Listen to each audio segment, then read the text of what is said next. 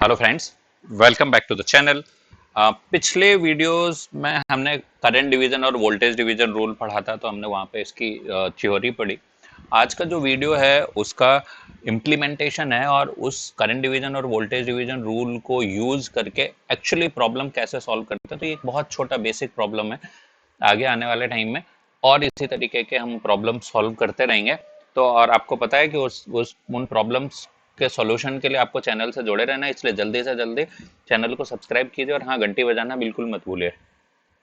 तो ये जो प्रॉब्लम दी हुई है, इस प्रॉब्लम में गिवन है कि दो रेजिस्टेंस हैं, एक 20 ओम एंड 30 ओम, ये पैरेलल में कनेक्टेड है और इनका जो पैरेलल कॉम्बिनेशन है वो इस 15 ओम के साथ सीरीज। ये जो है और हमें फाइंड क्या करना है, I1 I2 और ये टोटल अप्लाइड वोल्टेज और टोटल पावर कंज्यूम्ड। तो अब सबसे पहले देखिए, अगर हमें I1 I2 फाइंड करनी है तो जो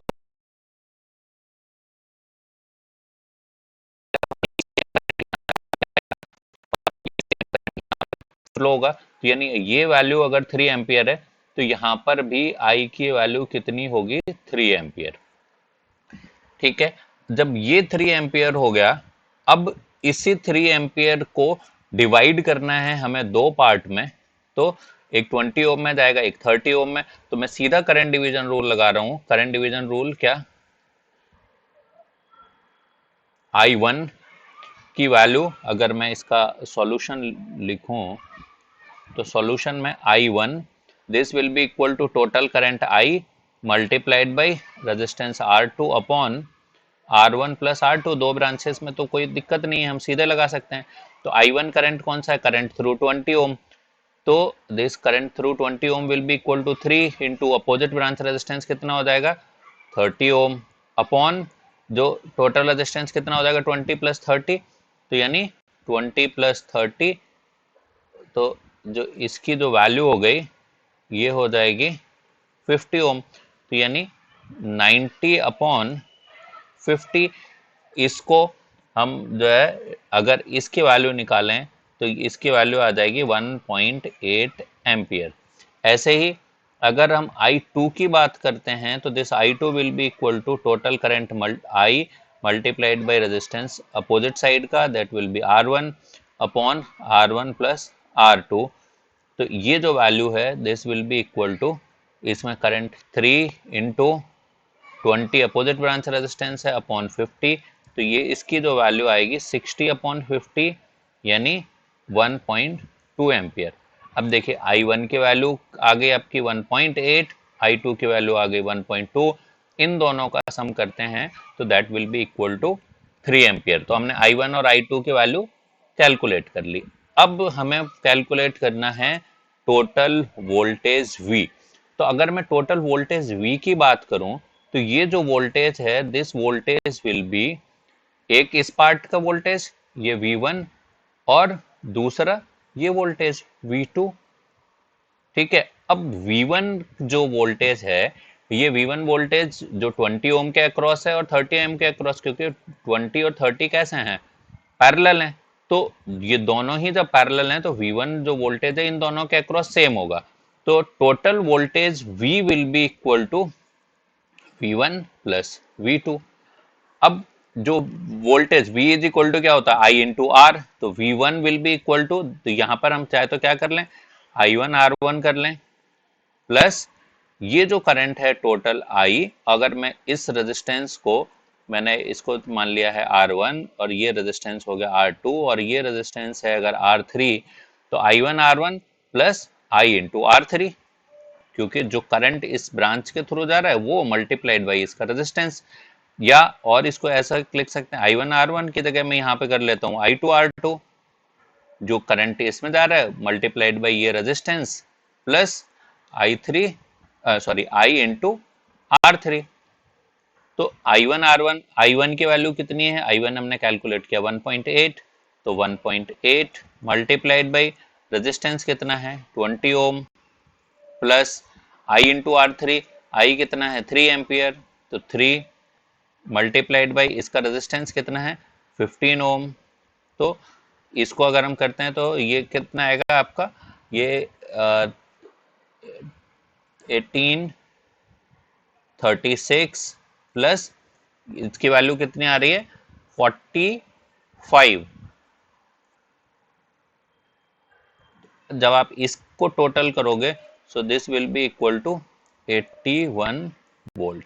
तो जो टोटल वोल्टेज आपने निकाला, यानी टोटल एक वैल्यू तो ये आ गई थी, ये आपने जो I1 की वैल्यू कैलकुलेट कर ली थी, ठीक है। दूसरी वैल्यू I2 की आपने कैलकुलेट कर ली थी, और तीसरी वैल्यू जो यहाँ पर पूछी थी किसके, वोल्टेज की। अब हमने ये वोल्टेज कैलकुलेट कर लिया। नेक्स्ट हमें जो कैलकुलेट करना है वो है पावर। अब पावर कैलकुलेट करने के लिए जब हम पावर की बात करते हैं तो P इज इक्वल टू क्या होता है, आई स्क्वायर आर। तो अगर मुझे इसी प्रॉब्लम में पावर कैलकुलेट करनी है तो this power will be equal to I square R. अब आर अगर मैं कैलकुलेट करूं तो आर के लिए आप देखिए यहाँ पर करंट तो हमें इस पूरे सर्किट में पता है कितना है, 3 एम्पियर। अगर मैं इस पूरे सर्किट का इक्विवेलेंट रेजिस्टेंस कैलकुलेट कर लूं तो इक्विवेलेंट रेजिस्टेंस कौन सा होगा, ये यहां से इस पूरे सर्किट का अगर मैं इक्विवेलेंट रेजिस्टेंस कैलकुलेट कर लूं तो मैं आई स्क्वायर आर कैलकुलेट कर सकता हूं। तो आर इक्विवेलेंट कितना होगा, अब आर इक्विवेलेंट के लिए इसकी वैल्यू क्या होगी, देखो R1 और R2 पैरेलल में कनेक्टेड है, तो this will be R1 in parallel with R2, और ये जो इक्विवेलेंट है ये किस कैसे कनेक्टेड है, R3 के साथ सीरीज में। तो R equivalent will be R1 यानी 20 multiplied by 30 upon product by sum होता है तो अपॉन 50। ये किसके साथ पैरेलल में हो जाएगा, R3 की वैल्यू है 15। तो ये कितना आया आपका, ये हो गया 600 अपॉन 50 प्लस 15, ये 512। तो ये जो R इक्विवेलेंट आपका आ गया that will be equal to 27 ohm. जब आपने R इक्विवेलेंट की वैल्यू 27 ओम कैलकुलेट कर ली, अब हमें चाहिए पावर कंज्यूम्ड। तो पावर कंज्यूम्ड क्या हो जाएगी, पावर कंज्यूम्ड एक तो आप आई स्क्वायर आर कर लो, तो आई स्क्वायर आर कितना हो जाएगा, power this will be equal to I square R. तो आई स्क्वायर आई की वैल्यू कितनी है 3 इंटू 3 मल्टीप्लाइड बाई इसकी वैल्यू कितनी हो गई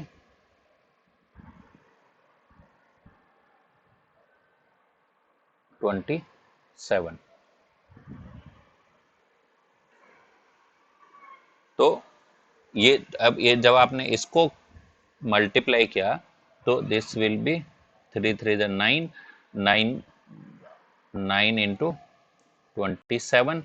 तो 9 इंटू 27 किया आपने तो this will be equal to 243 what.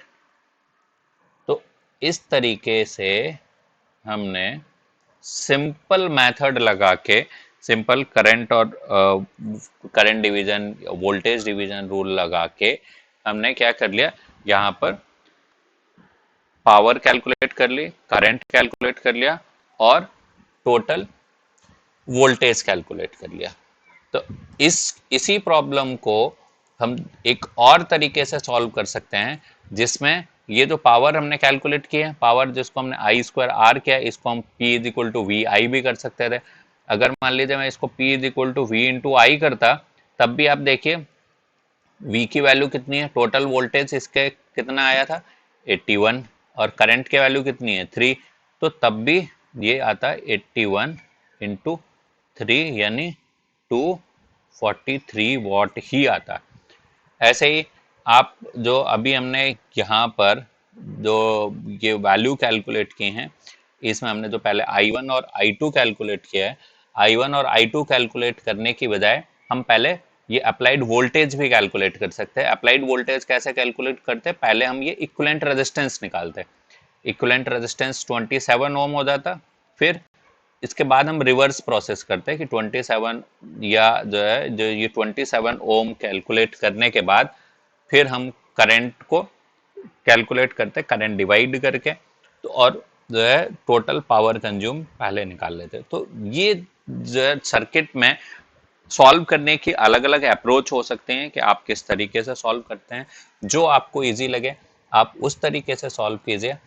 और मैं आपको टाइम टू टाइम इसी तरीके से प्रॉब्लम्स लेके आता रहूँगा, उनका सॉल्यूशन बताता रहूँगा, और अगर उसमें कुछ अल्टरनेट अप्रोच भी होगी तो उसके बारे में भी आपको इन्फॉर्मेशन देता रहूँगा। तो इन इन सारी अपडेट्स के लिए आपको चैनल से जुड़ना जरूर है, और जुड़ने के लिए आपको चैनल को सब्सक्राइब करना है, और सब्सक्राइब करने के बाद घंटी बजाना बिल्कुल मत भूलिए, क्योंकि जब तक आप घंटी नहीं बजाएंगे आपको लेटेस्ट वीडियो का नोटिफिकेशन नहीं पहुंचेगा। वीडियो कैसा लगा इसके बारे में कमेंट्स कीजिए, अपने फ्रेंड सर्कल में शेयर कीजिए, क्योंकि जब आप शेयर करेंगे तो फिर ज़्यादा से ज़्यादा लोगों का बेनिफिट होगा उसमें। मिलते हैं हम नेक्स्ट वीडियो में नए टॉपिक के साथ या नई प्रॉब्लम के साथ। तब तक के लिए bye bye, thanks for watching.